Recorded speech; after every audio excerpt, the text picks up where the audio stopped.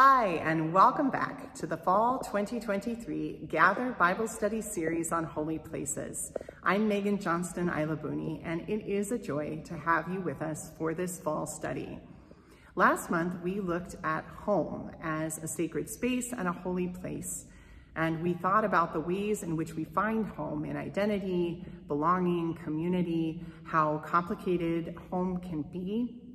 but how we worship a God who became incarnate in Jesus Christ, who came to earth to share a human life in a human body, who promises us in Revelation that God makes God's home here among us mortals, and that God comes to dwell with us on earth. And so we were reminded that we are invited by the God of Jesus Christ to be at home in God's love and grace, at home in our bodies, and at home in the world we share. This month, we're continuing our study by thinking about sanctuary as a holy place. And I am coming to you today from the sanctuary that is the St. John Chapel at the Lutheran Church of the Redeemer in the heart of Jerusalem's Old City. It is in this space that I have the privilege of being called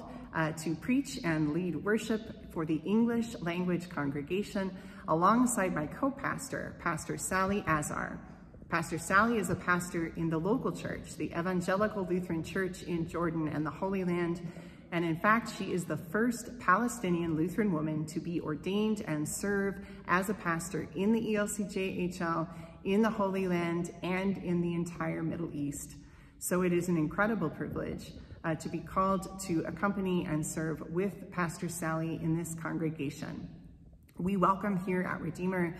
international folks who are living here long-term or just for a season, as well as any number of international visitors who are here for study or as part of a Holy Land pilgrimage. We sometimes say that every time we gather for worship, we are a unique community. And although we do worship in English, there are parts of the service, the Lord's Prayer and the Apostles' Creed, when we invite everyone to speak them aloud in the language they know best. And there are times when those prayers and creeds are lifted up in this incredible harmony and tapestry of different languages that feel an awful lot like a little taste of the reign of God on earth. So this has been a holy place for me for a number of years as pastor, and before that as someone who worshiped here as a missionary. And in fact, it may be space like this that many of us think of when we think of what a sanctuary is. Maybe we don't all think of this kind of sanctuary, which is from the 12th century and made of stone and has no heat or air conditioning or microphone, but we may think of churches or other spaces that are built and prepared and set aside to be places of worship, places where we hear our sacred texts read, where we partake in the sacraments or the other rituals of our faith, and where we come seeking to encounter the holy, to encounter God's presence, to be renewed and refreshed, to be called and to be sent into the world with the courage, with the inspiration to, again, be the people God has called us to be. But in fact, that is only one way that sanctuary can be understood. And there is another definition in our common usage: sanctuary as a place of refuge, as a safe haven, as a kind of protection that is offered to vulnerable people who need it. This is not a coincidence. It dates from parts of history and parts of the world where religious sanctuaries offered exactly that kind of asylum, because the authority they had as religious spaces and communities gave them the autonomy to be set apart from the jurisdiction of local civil authorities. And so people might come into a church sanctuary to seek protection, to seek a place of safety, and churches offered it. And those two meanings are still tied together in many ways in the world today. In this study, we will think about not only the ancient examples of times when people sought sanctuary in the sense of a holy place of encounter or in the sense of safety, like the story of Transfiguration when Jesus and the disciples on the mountaintop have an incredible experience of holy presence And then Peter immediately wants to build stuff there, to stay there, to mark the place. But instead, Jesus leads them down the mountain and into the world to be a sanctuary on the move. We'll think about the times when sanctuary was denied God's people, such as in the Babylonian exile, when prophets like Isaiah looked ahead to the joyful reunion of God's people and their land, when God would again be worshiped and praised in the temple, but also offered a vision of how that was not just a sanctuary that would be for the people of Israel only, but would be for the whole world. As in fact, Jerusalem in some ways is today a holy city for Jews, Muslims, and Christians alike. We will also, though, think about the scriptural connections to the communities, the circumstances, the times when we as people of faith are seeking sanctuary or are called to provide sanctuary to vulnerable people, refugees, asylees, immigrants of all kinds. We'll remember that in Leviticus, we are asked as people of God to treat the strangers and the aliens among us as citizens and members of our own household, for once we were aliens and strangers. Something that's echoed in the New Testament, in the epistles. So once you were strangers and aliens, now you are citizens with the saints and members of the household of God, built as living stones into a sanctuary.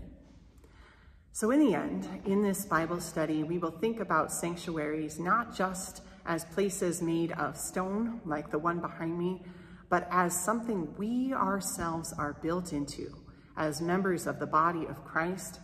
and about the kind of spaces we are called to create for each other and to offer to vulnerable people in the world. Depending on who you are and how you come to this study, you may know a lot about what it means to be seeking refuge based on who you are, based on where you come from, based on what your life's journey has been.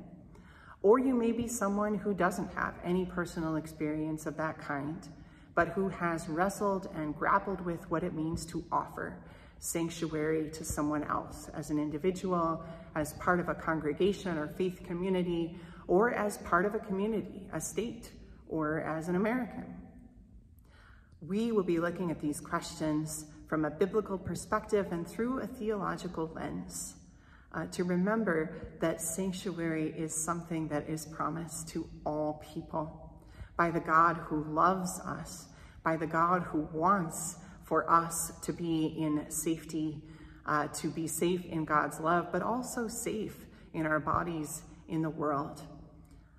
We have so many connections to those kinds of stories as Lutheran Christians, particularly in North America.